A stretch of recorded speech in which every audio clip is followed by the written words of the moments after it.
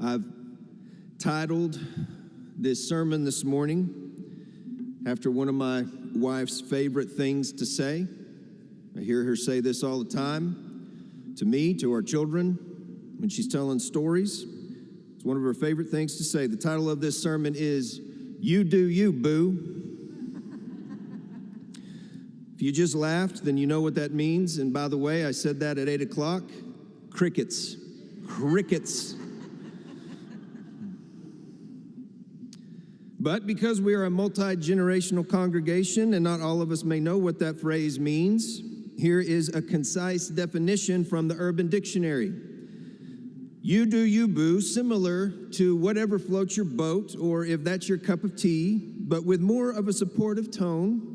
It can be used to encourage others to do what makes them happy or to stick to their values or beliefs, or as a way to acknowledge others may do something differently than you, and you hold no judgment. So there you go. You do you, boo. I believe there's something of that going on in this morning's gospel.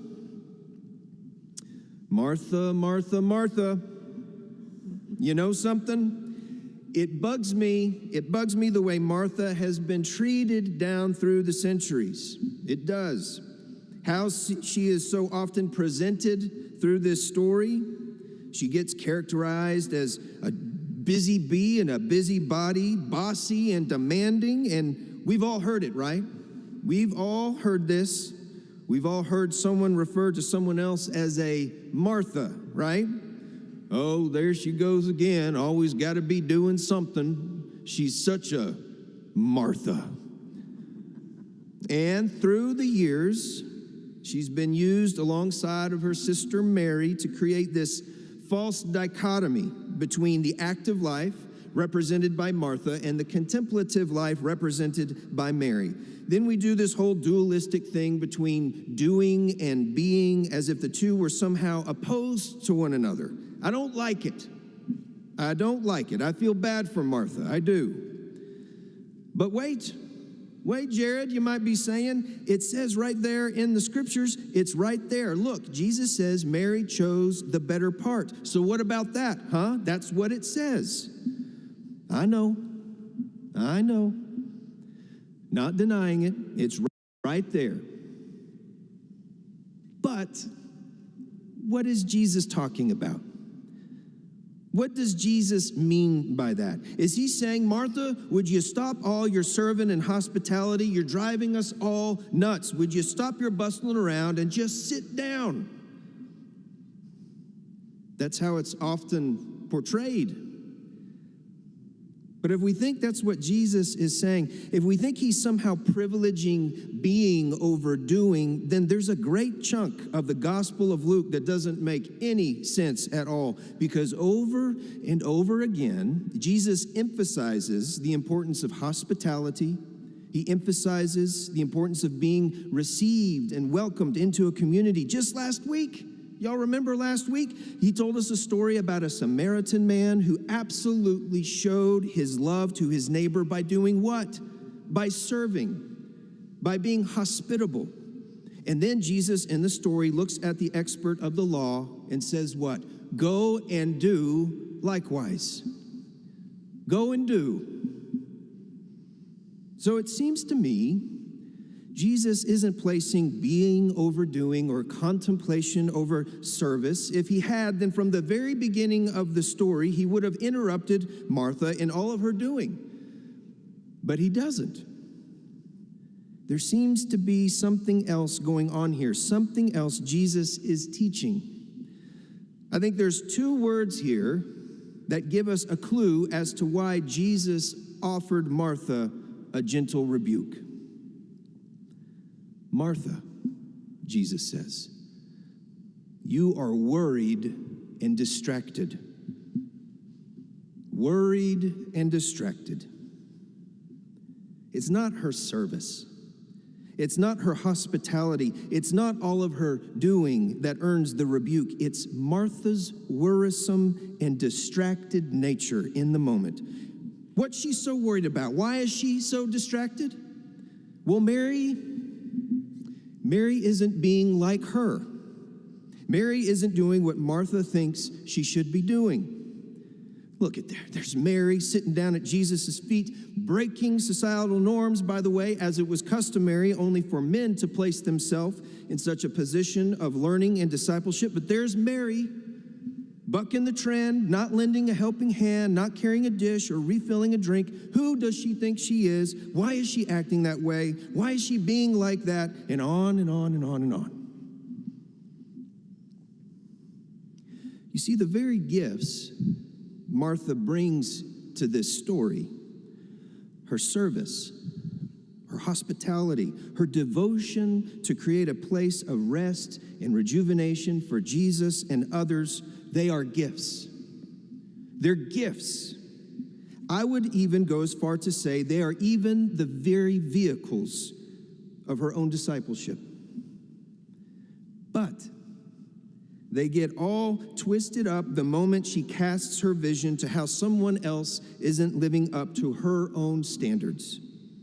They cease to be gifts and become burdens when she starts looking at someone with comparative vision, rooted in some belief that says, well, if this person were just more like me, if this person just did things the way I thought they should be done. I think all of us do this from time to time, maybe even more. You know, so many churches fall into this kind of thinking. Not too long ago, I was talking to a buddy of mine. He started working at a church, doesn't matter the denomination, it's in another state anyway.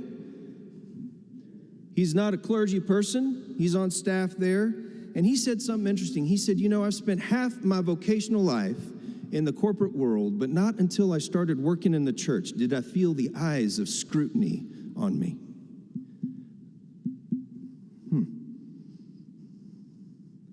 Martha, you are worried and distracted. There is need of only one thing. Mary has chosen the better part, which means Mary's chosen what brings her closest to Jesus. Mary's chosen her path of discipleship. Mary's chosen her way of participating in the kingdom. Can service and hospitality and clanking dishes around in the kitchen, can that be a way to bring you closer to Jesus? You bet. Absolutely. If you'd like to take a deeper dive into that, I recommend to you a work called Practicing the Presence of God. It's written by a 17th century monk named Brother Lawrence, who absolutely came to see his work in the kitchen, the slicing of potatoes and carrots, the stirring of the soup, the making of the bread, washing and drying dishes, all of his daily work, all of it. He came to see it was not only good, it was sacramental. It was holy. He wrote the words, "We ought not to be weary of doing little things for the love of God, who regards not the greatness of the work, but the love with which it is performed." So, of course, in our world of doing, we may find paths to God, but not if we're always looking around to see who's not doing what we think they should be doing, acting in a way we think they shouldn't be acting, practicing faith in a way we think they shouldn't be practicing. You do you, boo. Of course, Jesus isn't saying exactly that, at least not in the way we often take it, but I think there is a kernel of that statement in here. There is such a thing as growth in maturing and increasing in love and in mercy and in grace. But it seems that happens when we keep our attention focused on Jesus. When we keep our sight fixed on Jesus and not on how others may or may not be doing things. I'd like to end with a story I learned this week. I'd never heard it before, and I learned it this week. There was a legend told in the Middle Ages that after the resurrection of Jesus, Martha and Mary traveled together to France and happened upon a town that had a rather pesky dragon problem, as dragon problems often are pesky. Martha slays the dragon, And in doing so, she wins the town over to faith. And then her sister goes on the outskirts of that same town in France, and she starts a monastery. I love this story. It reveals how these two very different people live out their discipleship.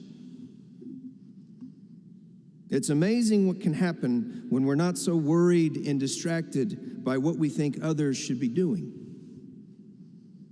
It's amazing what can happen when we keep our attention on Jesus.